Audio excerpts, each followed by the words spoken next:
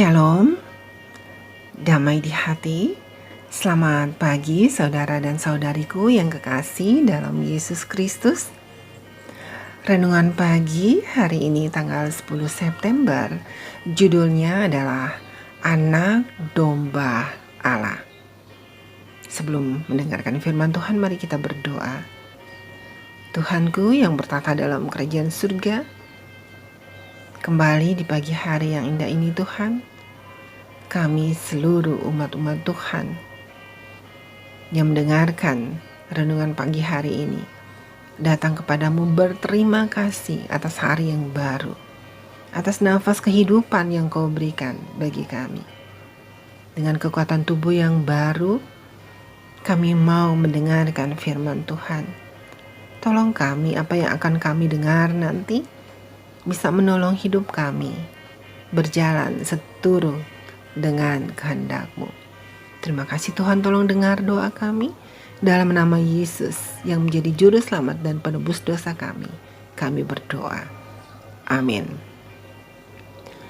Ayat renungan terdapat di dalam Keluaran 12 ayat 7. Demikian firman Tuhan. Kemudian dari darahnya haruslah diambil sedikit dan dibubuhkan pada kedua tiang pintu dan pada ambang atas, pada rumah-rumah di mana orang memakannya. Saudaraku yang kekasih dalam Yesus Kristus, mari kita dengarkan penjelasannya. Sementara malaikat maut melewati Mesir, setiap keluarga orang Ibrani harus memakan anak domba yang diperintahkan dipanggang secara utuh. Domba ini harus tanpa penyakit atau cacat apapun. Itu harus dimakan dengan roti tidak beragi dan dengan sayur pahit. Ini untuk mengingatkan dalam pikiran mereka perbudakan kejam yang telah mereka derita sebagai akibat dari dosa-dosa mereka karena melupakan Allah dan melanggar perintah-perintahnya.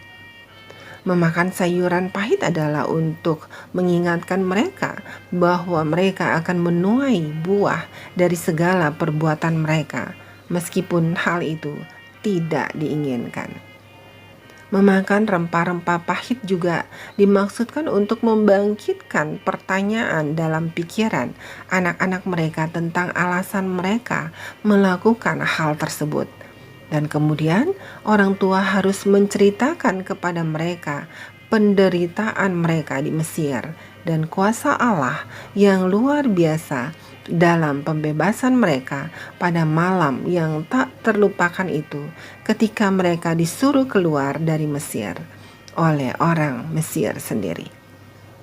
Membubuhkan darah anak domba yang disembelih pada tiang pintu melambangkan darah Kristus yang adalah pengharapan yang dinanti-nantikan. 1500 tahun setelah malam ini, Yesus yang dilambangkan anak domba Paskah mati di kayu salib untuk dosa dunia.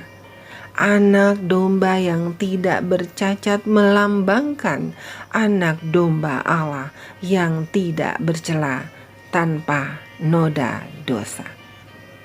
Sebagaimana rumah-rumah Israel harus dipercikkan dengan darah agar malaikat maut melewatinya, demikian juga penting bagi kita untuk bertobat dari dosa-dosa kita dan memanfaatkan jasa darah Kristus untuk menjaga kita dari malaikat Tuhan yang membalaskan di hari penghukuman.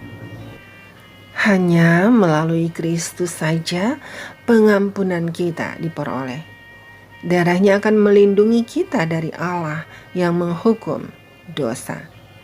Sementara penetapan hari raya Paskah menunjuk ke belakang pada penyelamatan ajaib terhadap orang Israel, hal itu juga menunjuk ke depan, menunjuk kepada kematian anak Allah sebelum hal itu tergenapi.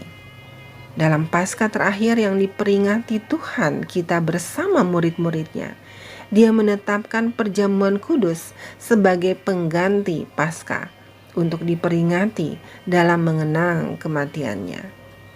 Mereka tidak lagi membutuhkan Paskah karena Dia yang dilambangkan sebagai anak domba yang agung, siap dikorbankan untuk dosa dunia. Lambang bertemu dengan yang dilambangkan dalam kematian Kristus. Dalam The Youth Instructor, Mei 1873. Saudaraku, marilah kita renungkan lebih dalam. Berapa banyak kalikah saya menerima korban pendamaian Kristus untuk dosa-dosa saya? Mari kita berdoa, doa yang diajarkan Tuhan Yesus. Bapa kami yang di sorga, dikuduskanlah namamu, datanglah kerajaanmu, jadilah kehendak-mu di bumi seperti di sorga. Berikanlah kami pada hari ini makanan kami yang secukupnya, dan ampunilah kami akan kesalahan kami, seperti kami juga mengampuni orang yang bersalah kepada kami. Dan janganlah membawa kami ke dalam pencobaan, tetapi lepaskanlah kami daripada yang jahat. Karena Engkaulah yang punya kerajaan dan kuasa dan kemuliaan sampai selama-lamanya. Amin. Saudaraku yang kekasih dalam Yesus Kristus, demikianlah renungan pagi hari ini. Anak domba Allah. Selamat beraktivitas. Andalkan Tuhan di dalam setiap apa yang saudara dan saya kerjakan di sepanjang hari ini. Tuhan Yesus memberkati. Amin.